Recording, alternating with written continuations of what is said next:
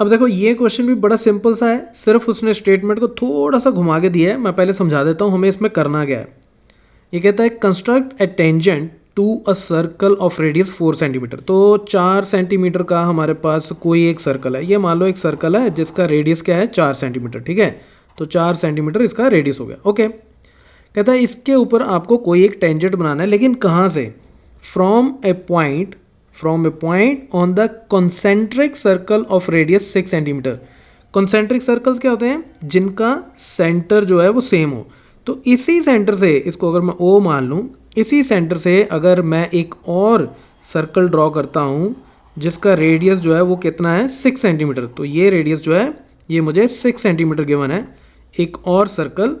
वो कहता है इसके किसी भी एक पॉइंट से मुझे इसके ऊपर टेंजेंट ड्रॉ करना है, ठीक है। From A point on the concentric circle. तो वो पॉइंट चाहे यहाँ ले लो, चाहे यहाँ ले लो, चाहे यहाँ कहीं पे भी ले लो, वहाँ से हमने इस छोटे सर्कल पे एक टेंजेंट ड्रॉ करना है, दैट्स इट। और उसकी लेंथ को मेजर करना है, ठीक है। उसके बाद वो कहता है verify the measurement by actual calculation. तो वो भी हम कर लेंगे, उसमें कोई इशू नहीं है। अब देखो ये बड़ा सिंपल सा ही है, ये एक्चुअली वही काम है जैसे कि आपने एक सर्कल बनाया पहले 4 सेंटीमीटर रेडियस का, ठीक है। तो 4 सेंटीमीटर रेडियस का आपने एक सर्कल बना लिया और उसके बाद इसके सेंटर से हमने एक पॉइंट ले लिया जो इससे 6 सेंटीमीटर दूर हो, ठीक है। तो ये टोटल लेंथ ओ और इसको पी बोल दूँ, ओ पी अगर 6 सेंटीमीटर है तो यानी कि यहाँ से अगर इसी को मैं एक्सटेंड करके यहाँ तक ले जाऊँ तो ये 6 सेंटीमीटर हो जाएगा। तो यूँ समझ लो कि मुझे यहाँ से एक टेंजेंट ड्रॉ करना है इस सर्कल के ऊपर, और उसको ड्रॉ करने का तरीका एग्जैक्टली वैसा ही है जैसे हमने पिछले क्वेश्चन किया। ये सर्कल उसने जस्ट हमें थोड़ा सा कंफ्यूज करने के लिए दे दिया, अदरवाइज इसमें कुछ भी नहीं है।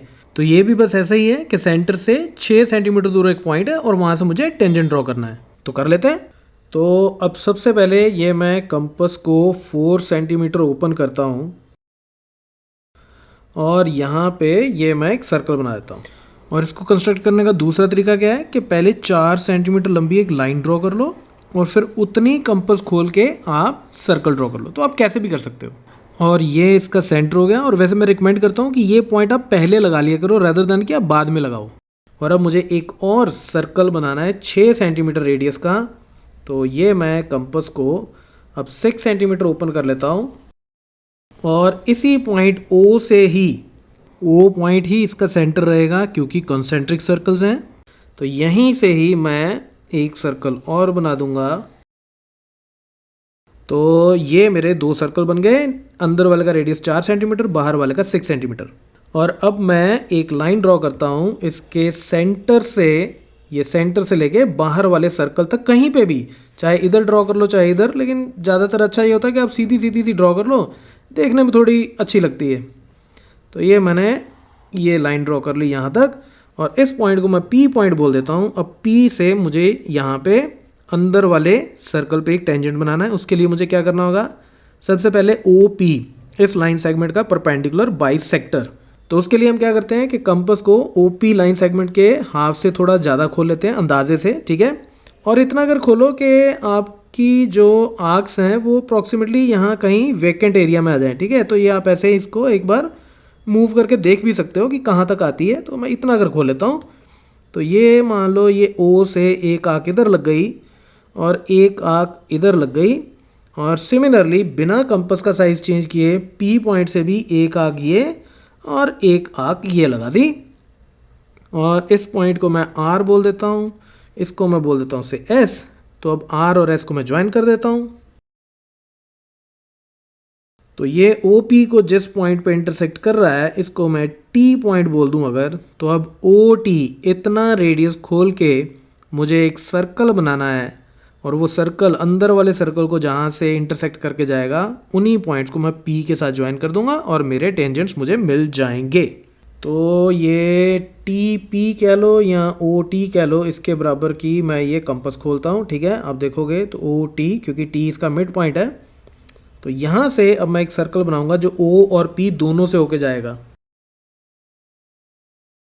और इस रेड सर्कल ने अब इसको, ये अंदर वाले ब्लैक सर्कल को जिसका रेडियस 4 सेंटीमीटर था, ये जिसका रेडियस यहाँ तक 4 सेंटीमीटर था, इसको OP, इसको चलो Q बोल देते हैं, ठीक है। OQ 4 सेंटीमीटर था, इसको जहाँ पे उसने इंटरसेक्ट किया है इन दोनों पॉइंट्स को, इसको मैं ए बोल देता हूँ और इसको बी, तो ए और बी को अगर मैं पी से ज्वाइन कर दूँ तो मुझे मेरे रिक्वायर्ड टेंजेंट्स मिल जाएंगे।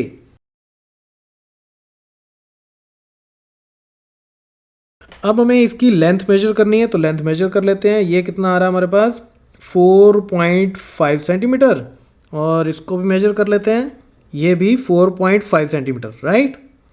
तो हमारी मेजरमेंट कितनी आ गई 4.5। तो जैसे ए पी है, ए पी हमारे पास अप्रॉक्सीमेटली आ रहा है 4.5 सेंटीमीटर, ठीक है। अब हम वेरीफाई करते हैं, कैलकुलेट करके देखते हैं कि क्या ये वाकई इतनी होनी चाहिए थी। देखो, सबसे पहले आप O और A को ज्वाइन कर दो। अब हमें ये पता है कि OAP ये जो एंगल है ये 90 डिग्री का एंगल है। क्यों? ये रेड वाला अगर मैं सेमी सर्कल देखूं तो OTP ये मेरे पास एक डायमीटर है, तो ये सेमी सर्कल हो गया। तो सेमी सर्कल में बनने वाला एंगल जो है वो हमेशा 90 डिग्री का होता है। तो OAP ये सेमी सर्कल में एंगल हो गया। तो यानी कि OP square should be equal to OA square plus AP square because of Pythagoras theorem. ये 90 डिग्री का एंगल, तो ये हाइपोटेन्यूज हो गया। अच्छा, अब OP कितना है? OP हमें पता है ये बड़े सर्कल का रेडियस है और वो कितना है 6 सेंटीमीटर, तो ये 6 स्क्वायर हो गया।